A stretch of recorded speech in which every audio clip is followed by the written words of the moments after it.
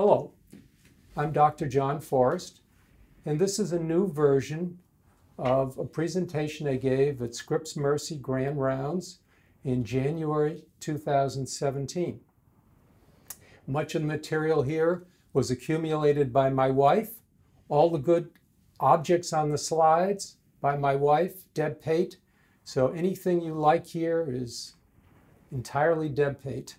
No financial conflict of interest with anything I'm going to talk about, but a big conflict of interest with food. As with many of you, I grew up eating a standard American diet. Meat, potato, sweets, dairy, all the things that most Americans eat, enjoy, eat in family meals with friends. This is the way most of my friends and family eat. This is what people expect when you have a good meal. It's a big conflict of interest with what should be eaten. If we go back millennia, the recognized experts on health and medicine all knew that the most important thing was diet. I was a professor at UCSD, diagnostic radiology, taught at the medical school for decades. When I retired, I looked at various aspects of medicine, and nutrition and diet really appealed to me. So I started studying in depth. I read lots of articles, books, went around, met physicians who were emphasizing diet and nutrition. And as I've learned more and more about this, I like to share it with others. In this presentation, I want you to understand how diabetes really works. And also, if you're a healthcare provider, I want you to change the way you talk about diabetes, the way you present it to patients. Diabetes is a dietary disease. Briefly, type 1 and type 2. Type 1 is partly genetic, partly acquired, and it's due to a lack of insulin because of an autoimmune disease. Type 2 diabetes is an acquired disease that is insulin resistance. Your insulin does not work the way it's supposed to. An enormous problem. I think everybody who looks at newspapers, television, talks to anybody is aware diabetes is going crazy in the United States, in Europe, and now worldwide. Most people think of preventing diabetes, dealing with diabetes, by dealing with certain measures that we look at commonly. Blood sugar, your weight, and then your cholesterol to see what's the status of your cardiovascular system. And these are very imperfect goals. This young lady, I happen to know, has very normal blood cholesterol. Her body weight is about as perfect as you get. And her blood sugar is perfect, but only because of the device attached to her bikini. This woman has diabetes, and she has an insulin pump. In spite of that, she's at enormous risk for major diseases that will make her life a misery. This is your real goal. This is what that woman wants to be in 60 years.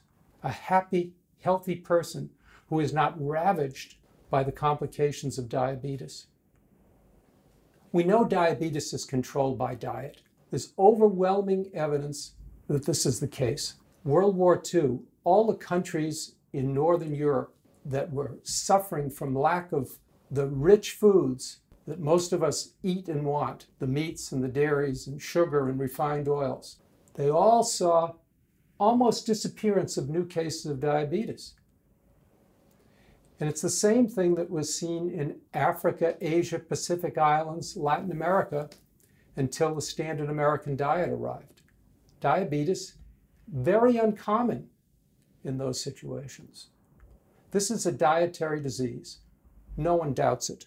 So since it's a dietary disease, we need to look at what sort of diet is important. And there's big confusion here. The confusion is that if you give someone a high-fat diet, they have decreased insulin sensitivity. They're prone to type 2 diabetes. Same with high carbohydrate diet. Same with high protein diet. What can you do? Well, there have been three major types of diet that have been proposed and looked at quite carefully. The most popular is the first, and it's the one that's advocated by the ADA, the American Diabetes Association. The second is a low carbohydrate diet, Atkins, paleo, others. And finally, there's a diet that is based on eating mainly plants or entirely plants, whole plant foods. Portion control diets in general are failures. They can help control weight for some people, but it's a very onerous bookkeeping task, and most people don't follow it very well, and it fails. And because of this, most health caregivers, physicians, spend very little time on diet. It's just ineffective and a waste of time. The American Diabetes Association recommends calorie and portion restricted. No one likes that. Carbohydrate restricted. Some people like that. That's variable. And then a wide variety of foods with highest quality nutrients. Pretty amorphous recommendations. What does the research show?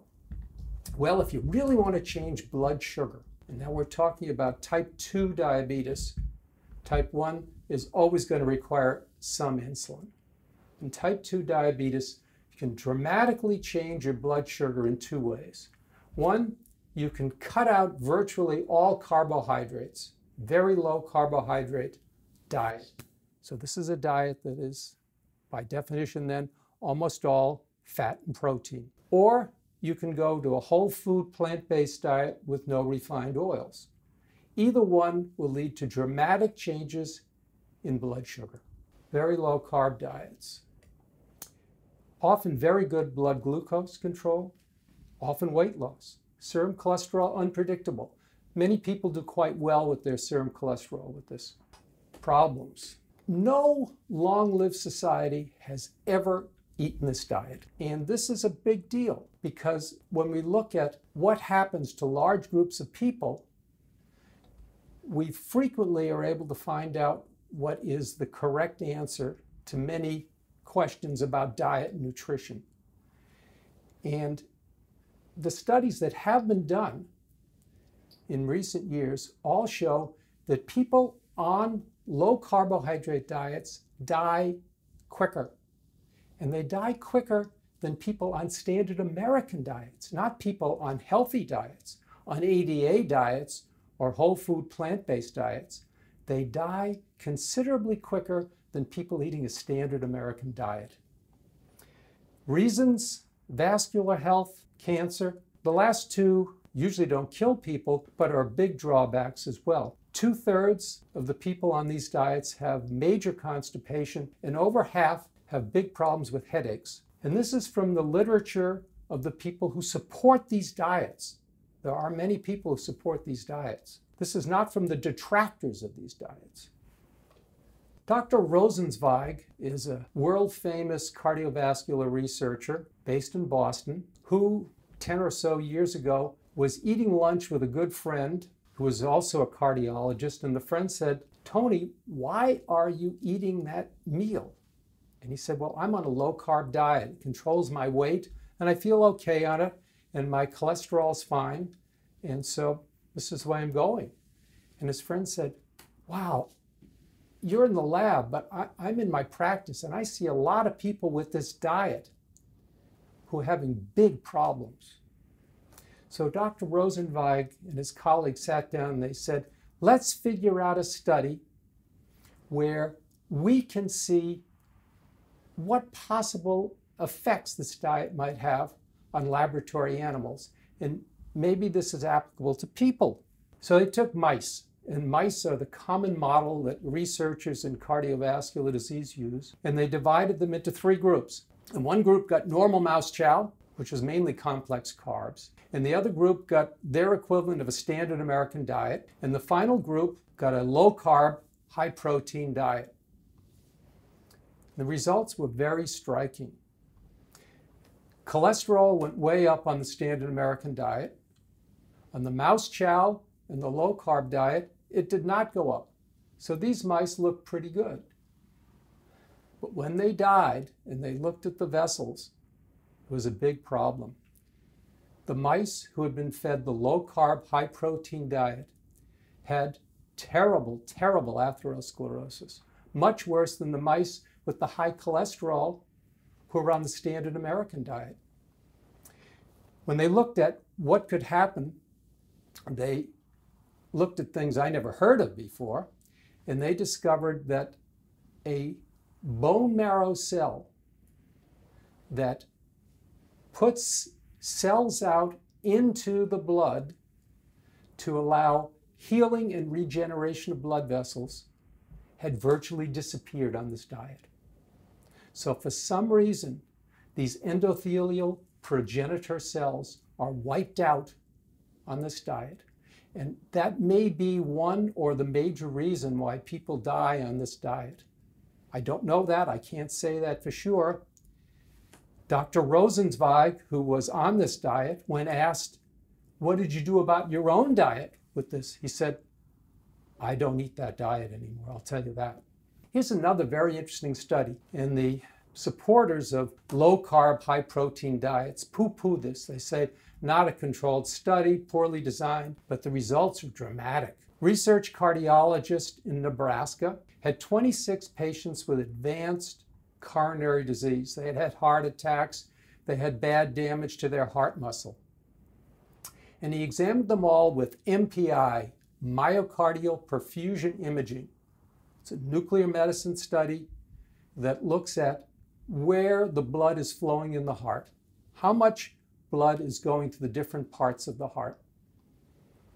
And in people with bad coronary disease, usually it's quite clear that some or many areas of the heart are not getting enough blood. And that was true in all of these people. And he took these people and he said, okay, we're going on the best medical management, the best drugs we have at the time, and we're putting you on a mainly plant-based, low-fat diet. We're going to follow you for a year, and we're going to see how that affects your perfusion by this nuclear medicine study. Now, about this time, there were several very popular books saying, oh my goodness, by far the best way for weight control, for your cholesterol, for your blood sugar, is to go on a low carbohydrate diet. And 10 of the people read one or more of these books and changed their diet on their own, didn't tell the doctor. But at the end of the year, they came back and he questioned them all about adherence, and 10 of them admitted, no, quite a while ago I changed my diet because I read this book by Dr. Atkins or someone else, and I was convinced this was the way to go for my health. And Dr. Fleming was quite upset. He said, my study is spoiled, but I'll do the perfusion imaging anyway. What did he find? 100% correlation. If they stuck with the low-fat plant-based diet, their perfusion to the myocardium, to the heart muscle, was much better. If they did not, if they went to the low-carb diet, it was much worse. These are two recent reviews by major scientists in important journals. These were their conclusions. These diets are big-time problems.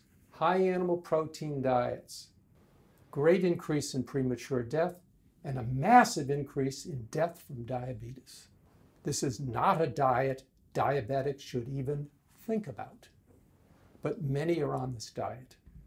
So what's the other alternative? What is this diet? Whole food, plant-based. It's mainly whole foods. It includes lots of starches, because that's where your calories come from. It includes all sorts of protein and fat, but only from whole plant foods. There's very good epidemiologic evidence for this diet. So just the opposite of other diets. Any population group that has been looked at that eats lots of whole plant foods and less other foods lives longer, has fewer chronic diseases, including diabetes and heart disease.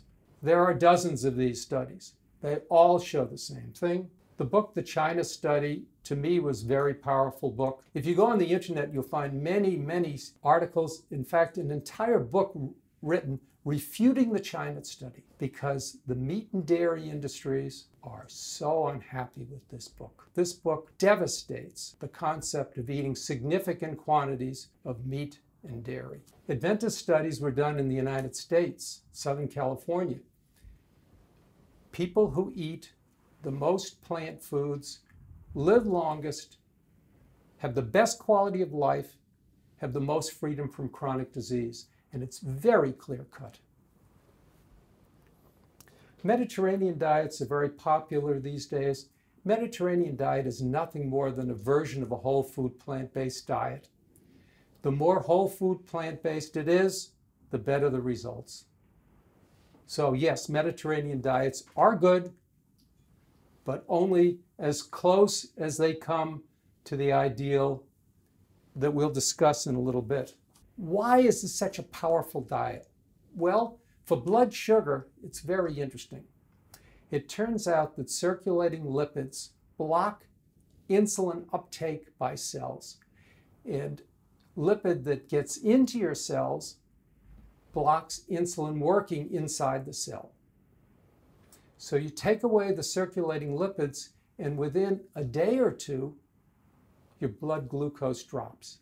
In fact, if you're on medication and you switch to this diet, you have to monitor your blood sugar very carefully, or you'll get hypoglycemic. And that can be very dangerous. So someone switching to this diet has to very carefully watch their blood sugar. And this happens very quickly. It's not weight loss. The other big effect is that circulating lipids don't allow blood vessels to work normally. Blood vessels normally release nitrogen oxide, NO, and this allows them to dilate and contract when they're supposed to. It allows you to get the correct amount of blood to the right part of the body. And if this doesn't happen, you've got very big problems with your vascular system. So keeping circulating lipids down is what allows this to work well. Turns out certain lipids are okay, but virtually all animal products, virtually all refined oils damage this system. The long-term complications of diabetes are almost entirely vascular. If you take care of your vascular system, you're not going to have those complications. The young lady with the insulin pump can become that older lady in the next slide that I showed you a few minutes ago by avoiding the complications of diabetes. So lots of animal studies have been done, and these have been done for 100 years or more. They all show the same thing. You take rats and you put them on a high-fat diet, they all get diabetes. You put them on a high-sugar diet, they get diabetes, but not as quickly, but they will get diabetes. You give them a grain diet, complex carbs, typical rat or mouse chow, none of them get diabetes. Human studies, same thing. Again, going back 90 plus years, lots of studies. Very interesting study done by a Dr. Sweeney 90 years ago. Dr. Sweeney took large groups of medical students and he paid them to be in his research lab and did all sorts of crazy things to them. And one of the things he did is he gave them all very high-fat diets. In fact, virtually nothing but fat. Gave them cream and butter and, the wildest diet you can imagine. And many medical students will do anything for money because they're part of a scientific experiment. He found that in 2 days, every medical student became diabetic when given a 100% fat diet. And as you decreased it, it still happened, but it happened slower and slower. Standard American diet, 40%, 45% fat, it takes you several decades, but you'll become diabetic, or there's a very good chance of it. If you give people high protein or high sugar diets for a length of time, they too will get an abnormal glucose tolerance curve. They also will become diabetic by definition. And the mechanism, at least partly, is due to serum triglycerides. Serum triglycerides both are raised on these type diets, and serum triglycerides block the effect of insulin. Anybody who is put on a high complex carbohydrate diet never develops an abnormal glucose tolerance curve. So here's what we're sure of. Circulating lipids block insulin effect.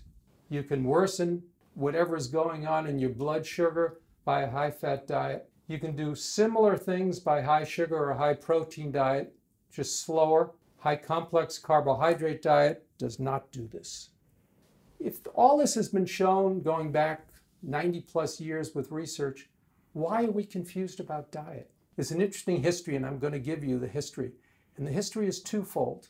One is that a group of scientists and physicians went down the wrong track. And the second is that it's to the great advantage of the drug industry that we go down the wrong track. And believe me, the drug industry controls the way medicine is practiced, the way it is taught. Elliot Joslin was the diabetologist of his era. He started the Joslin Clinic for Diabetics around near Boston that is still going on. It's one of the world famous places for diabetes. And this is what he said. He said, we have insulin now. Insulin came in 1921. And insulin allows people not to die very quickly of high blood sugar.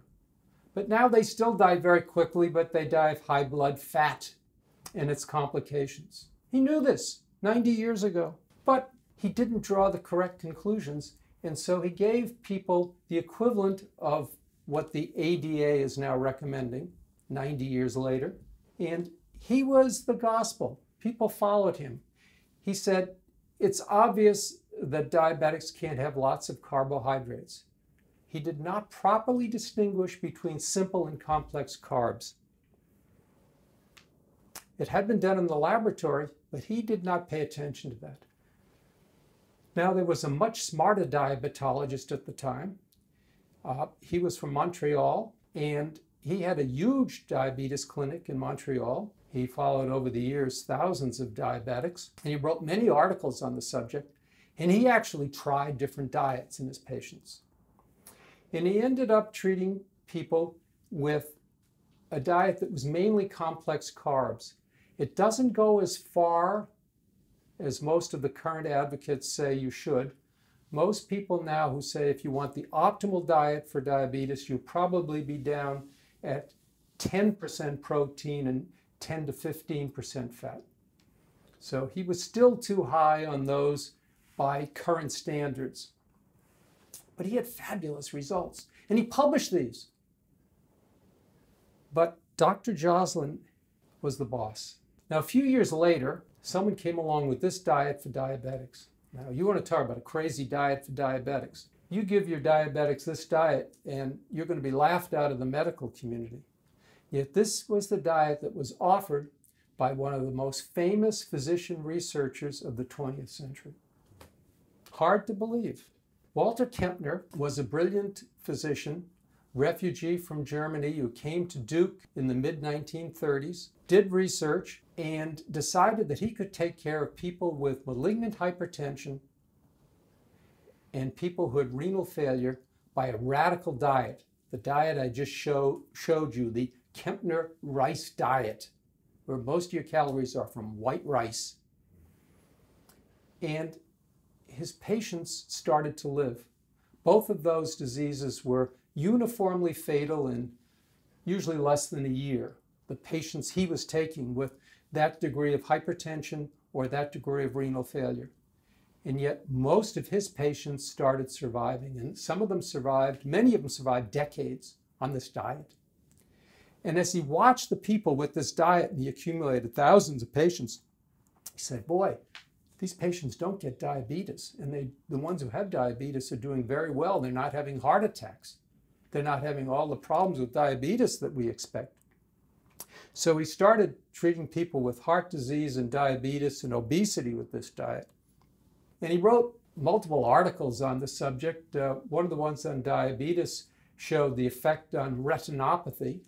Diabetes is the leading cause of blindness in the United States, and retinopathy is a devastating microvascular disease that wipes out your retina effectively and causes blindness. Well, it turns out that a moderate number of the people with this advanced retinopathy started to do considerably better on this crazy diet of rice and sugar and fruit. Dr. Watkin was a prominent researcher of this era, and he was at the NIH, and he was a big-time guy, so he decided to build on this, and he looked at this in carefully controlled studies, and he decided that this diet did not work well enough to control blood sugar, and you really had to stick with the ADA type diet. Dr. Fredrickson, who was the head of the NIH and a metabolic researcher, also adhered to this, and he followed the same model.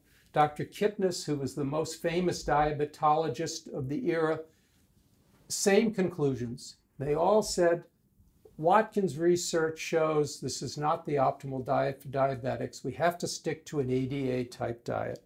This is what Watkins did. But at about the same time, or a little later, a very interesting man showed up. And this man had the following credentials. He didn't graduate from college. He had no significant scientific background except what he read on his own.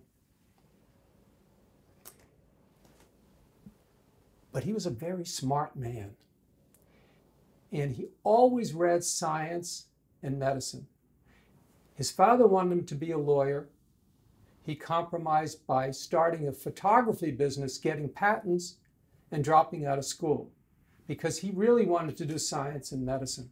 So he continued going to scientific meetings. He read about medicine. He learned a lot about medicine, all on his own. Well, he got heart disease in his early 40s. And this was in the late 1950s. And he was told, there's nothing we can do about this. You just have to live with it. So he went more into his research, and he said, gee, when I read about things, I think diet can probably do something. So he changed to a whole food plant-based diet, learned this by reading the literature himself 55, 60 years ago, and his heart disease disappeared. His cardiologist said, now you have a clean bill of health. His cholesterol dropped to that degree, and he had so much attention, he hired physicians because he couldn't take care of people, and started a clinic which now has treated over 100,000 people.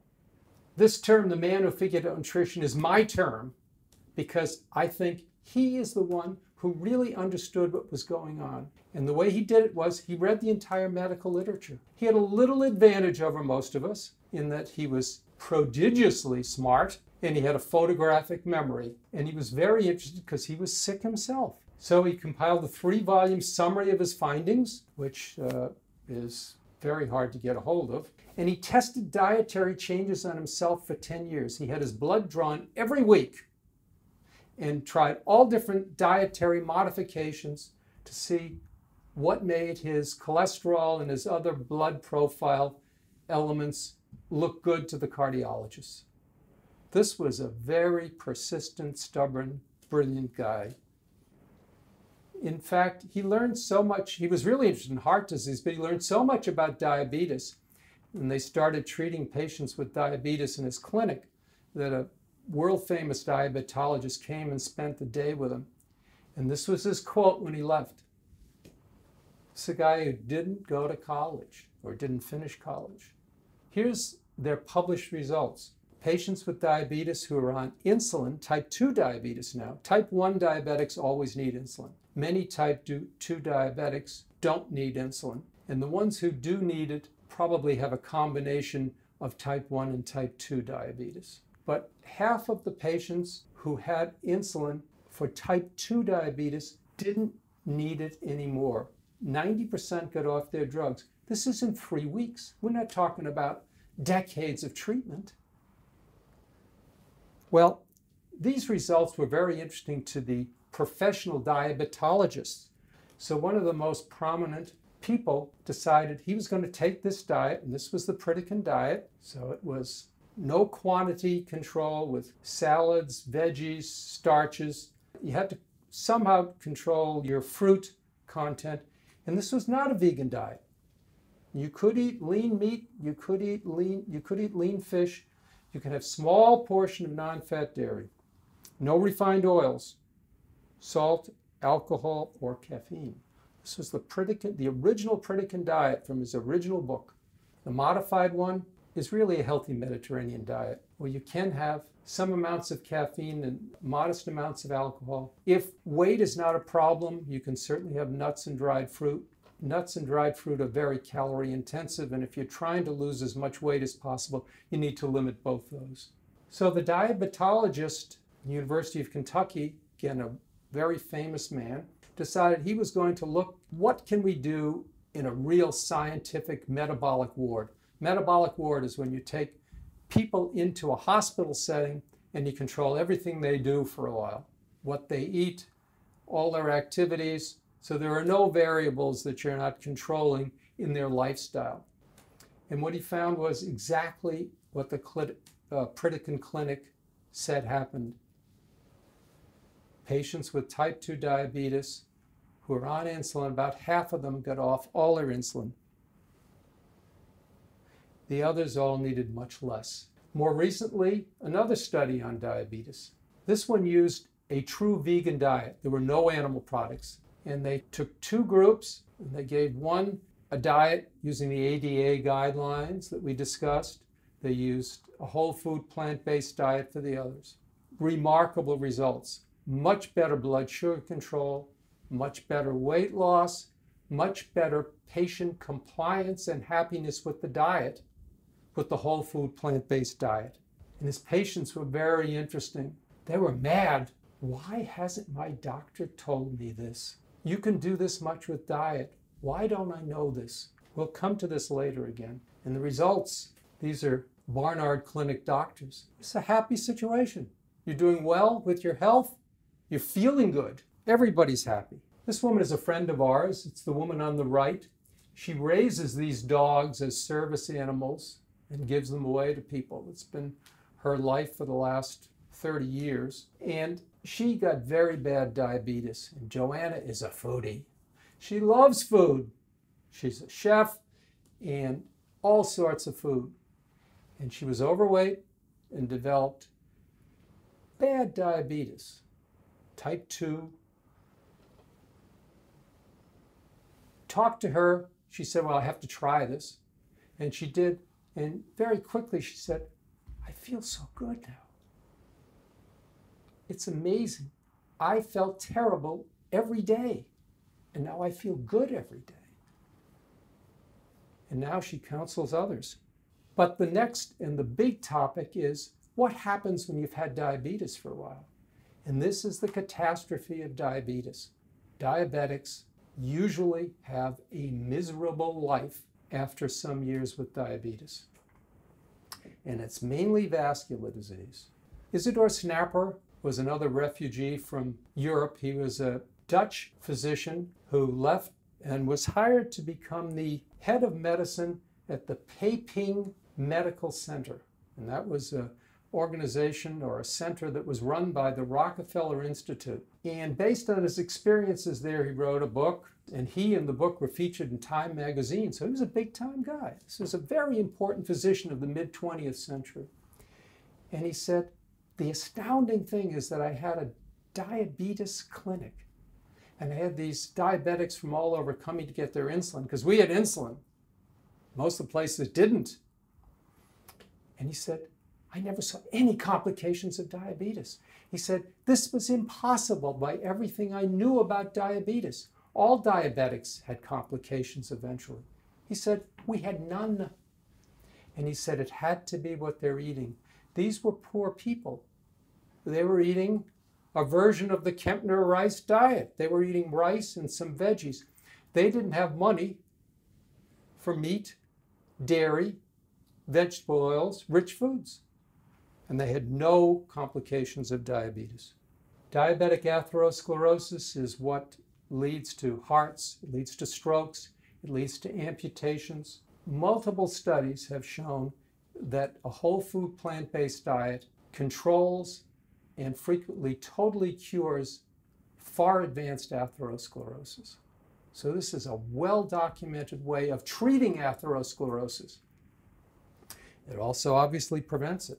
Retinopathy, we discussed that a little before. Terrible problem. Focus of World Diabetes Day last year.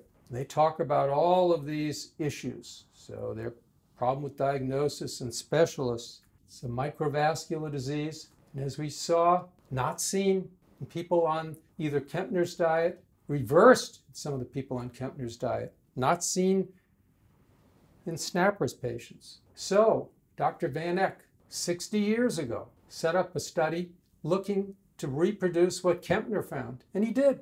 He took a group of people with diabetic retinopathy. So this is a diabetes researcher in the mainstream of medicine. And he found the same thing. Most of his patients got partially or totally better on diet with their retinopathy. So this is pretty straightforward. This is how people are treated, right? Well, we're going to see about that. One of my favorite stories. This was a woman who 40 years ago came to the Pritikin Clinic. 29, a nurse, and blind. Diabetic retinopathy, type 1 diabetes, and had a wiped out eye on one side from retinopathy and could just see a little blurry color in the other side. What happened on the Pritikin diet? She gradually got better. In a few years, she was driving a car and practicing nursing again. Just changing her diet, no drugs. Obviously, she continued on her insulin because she needed insulin. She was type 1. Gentleman I met a few years ago, type 1 diabetes, severe disease, doing very well, and then developed progressive retinopathy in his early 40s. Heard about changing to this diet. He was on what he thought was a healthy diet, you know, the thing that the ADA and most physicians advocate. He switched to this whole food plant-based diet, and his retinopathy resolved. So what do we know now? Well, this is the review. Medscape is an online service provided to physicians that is really a shill for the drug companies. And I look at it because it has lots of interesting information, and it also has great insight into what's going on in the world of medicine. Notice their statement on diabetic retinopathy. The relationship between diet and retinopathy has not been determined. Well, if people knew that this is by far the best way of dealing with it, you wouldn't be selling any drugs. Renal disease. Diabetes is also the leading cause of renal failure in the United States. And this is a nasty disease. Well documented. Animal protein drives renal failure. Vegetable protein does not, by the way. It's not just protein. It's specifically animal protein. And I don't know why. This is true for all sorts of renal failure. 40% of diabetics have decreased renal function. It's that common in diabetes. Neuropathy, another major complication of diabetes. Pain in the extremities. Very wonderful results with this, changing to this diet. Other people have looked at this and gotten good results, not as good as this. So these results are probably too extreme.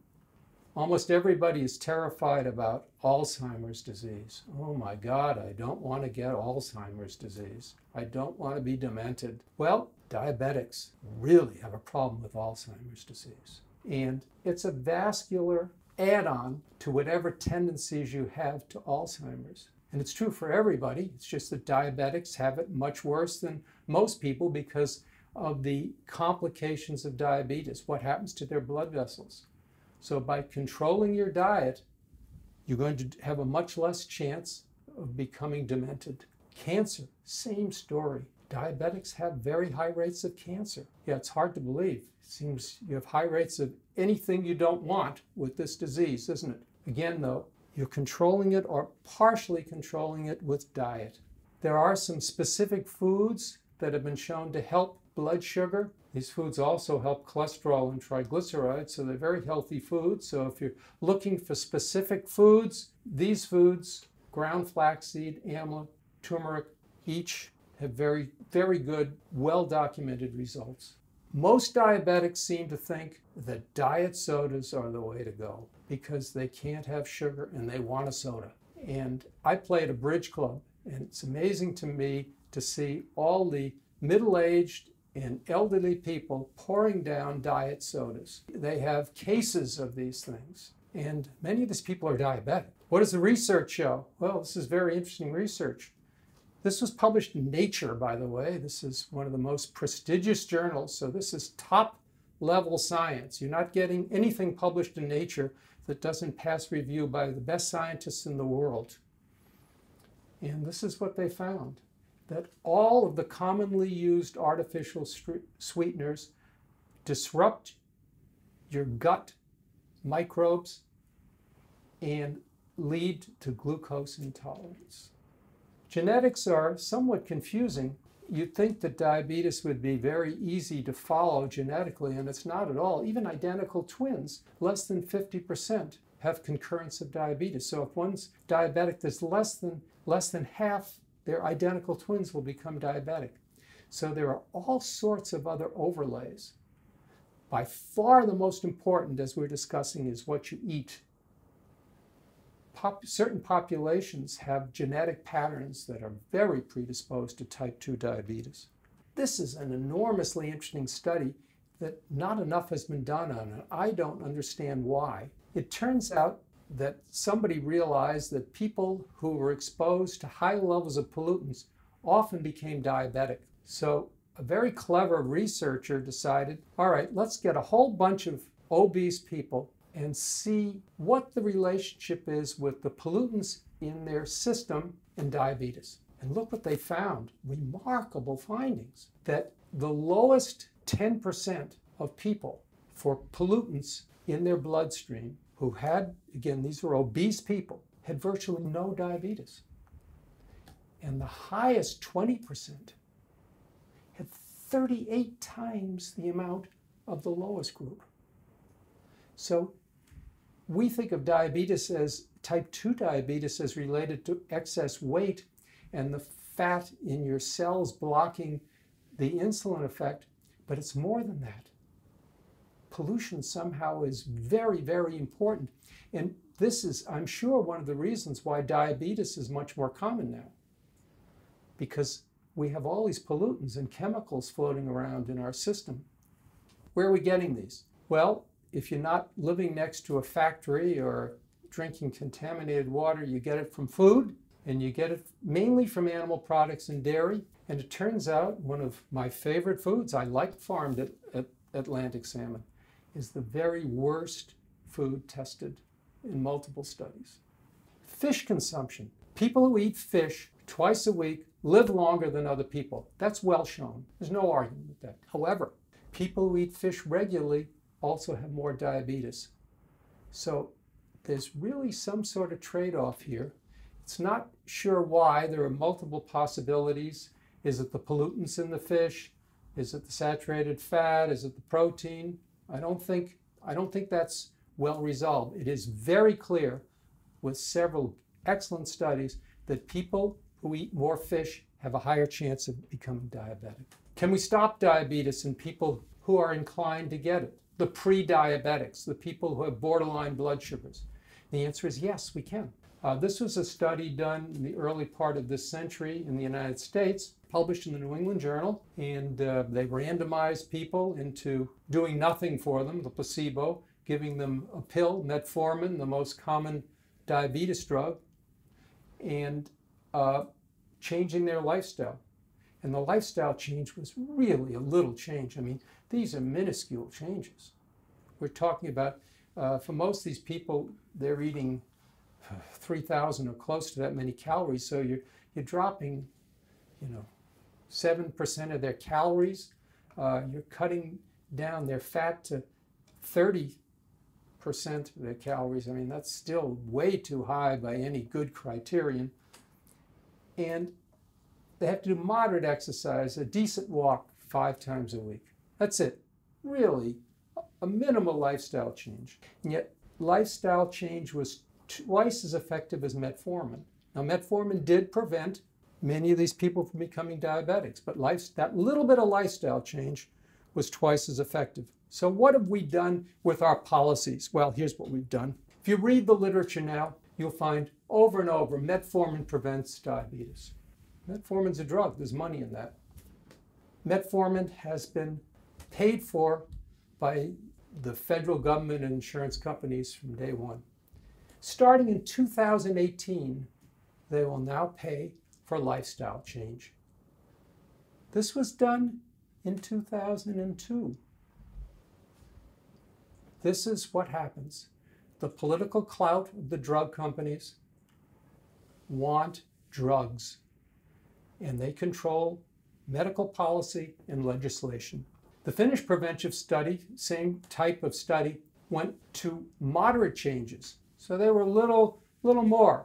None of the people who did 4 of these 5 things developed diabetes. So with moderate changes and pre-diabetes, all you need are moderate changes to avoid going on. Back in 1970, a very interesting study was done. People realized there were big problems with the treatment of diabetes, and a large group of universities, major medical centers, got together and they went into a 6-year study where they took different groups and they tried all the different treatments for diabetes. And they looked at all the results. This was their conclusion. Why bother treating them? Your drugs are doing them no good at all. You say, well, that's 1970. We're much better now. We'll see. His review from this year. Amazing.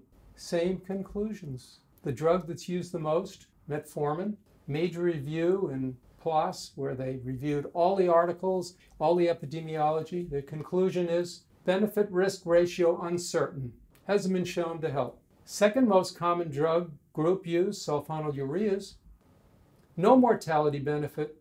We'll throw in a lot of bad side effects for you for free, with not helping you. Avandia.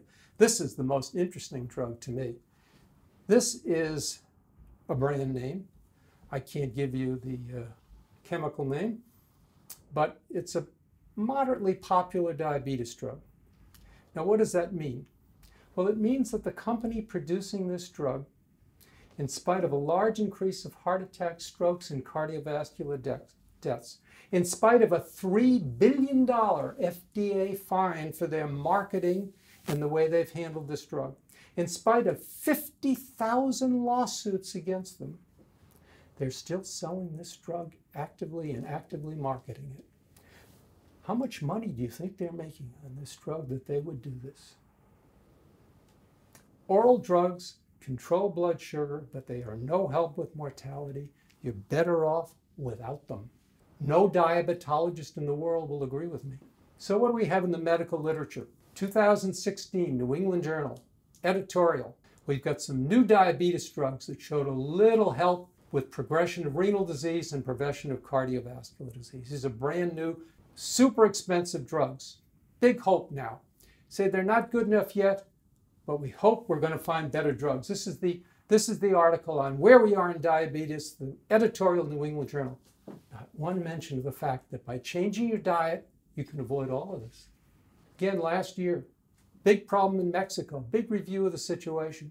Find these people, identify them early, help them out with cholesterol drugs, help them out with diabetes drugs, help them out with this and that. Not one mention of diet. This is where we are in the medical literature and medical science, in spite of everything I've shown you. Why? Well, Dr. Kasser was a fabulous man. He was a professor of medicine at the University of Pennsylvania and became the editor of the New England Journal for a long time. And when he retired, we gave up that. He didn't really retire because he went around the country and the world talking about his experiences. And he was disgusted. He said, the drug industry is controlling our policies. We have these enormous conflict of interest that control medical education and how patients are treated. So what did his successor do? His successor was the first woman editor of the New England Journal. She did the exact same thing. She said, this is a disaster. Why don't we hear this? The drug companies are much too powerful. Here's a story that brings across the sadness of this man with diabetes. He's a brother of a friend of ours, and we had told him about the diet and everything, but he found a dietitian at a local medical center, and she said, whole food, plant-based diet, and he did it, and he lost 25 pounds, and his labs became normal, and he goes back and sees his doctor, and his doctor looks at him and he says, you mean diet can do that? This is where we are. The journals and the training doctors don't know this. This is a sin. Dennis Burkitt, famous physician of the 20th century, did lots of things. We could spend a whole hour talking about him. But he had this cartoon that he would go around and talk with, and I made a copy of it or a version of it. This is medical practice. We're great at mopping up the floor. He said, when are we going to learn to turn the spigots off?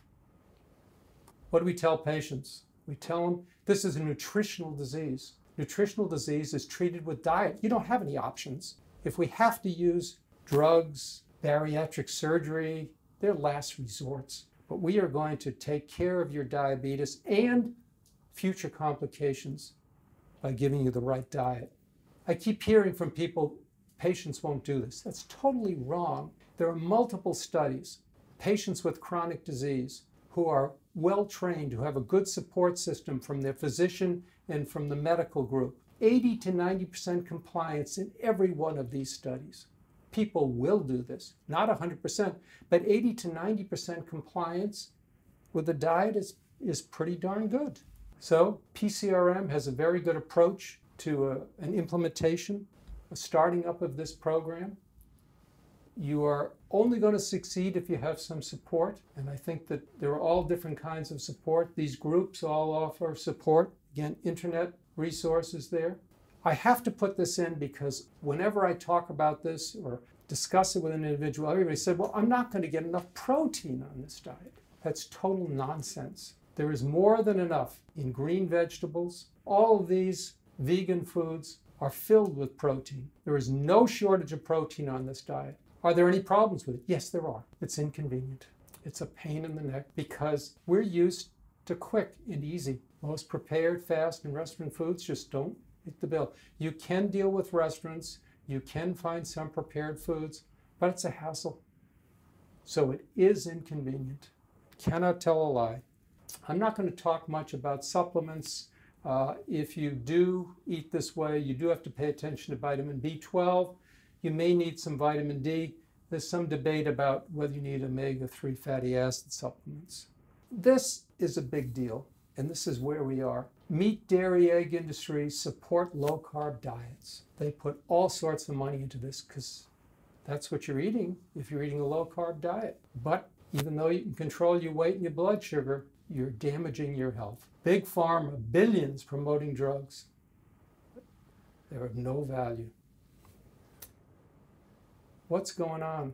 The medical schools, research institutes, also all the medical societies and disease-based groups, they're all funded by big pharma, and they're funded by meat, dairy, egg. Just go and check out where they're getting their money. Excellent movie, What's the Health? It's available on Netflix. Very good insight into what's happening. The myths: we don't know what to do for diabetes, complications are unavoidable, patients won't do it, and the diet isn't pleasant. We love eating this way. The people I know who eat this way, we still like eating. It is more inconvenient, but the food is still tasty and enjoyable. Your palate changes. You come to like the healthy foods, and you come to not liking lots of salt and sugar and fat. This is what really matters. And if I were to suggest to the medical community or the public health sector that we really should stop wasting all this money on clean water, because it costs us a fortune. And we have the drugs to take care of typhoid and cholera. Why spend all this money when, if someone gets one of these diseases, we can give them the drugs? This is the rationale that we're operating on in diabetes. But it's even worse. The drugs for typhoid and cholera are much more effective than the drugs for diabetes. This is a very good organization if you're a medical professional. And I have a blog. If anybody is interested, please refer to the blog. Love to have a discussion. Any sorts of comments, thank you very much. I appreciate all of your time. And I hope you are willing to make a choice of eating a healthy diet.